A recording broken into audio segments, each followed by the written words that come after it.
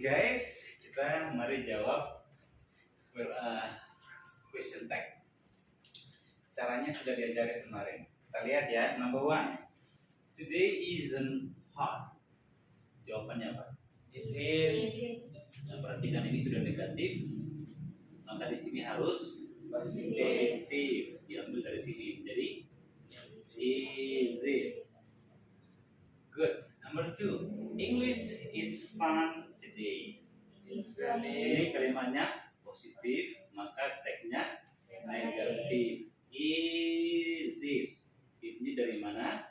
Subjek dari English. Jadi di sini subjek pronoun.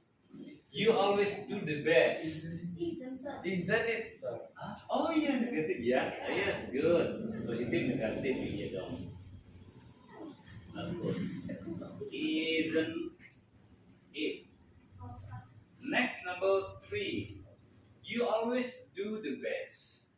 Don't Positif, negatif. Don't you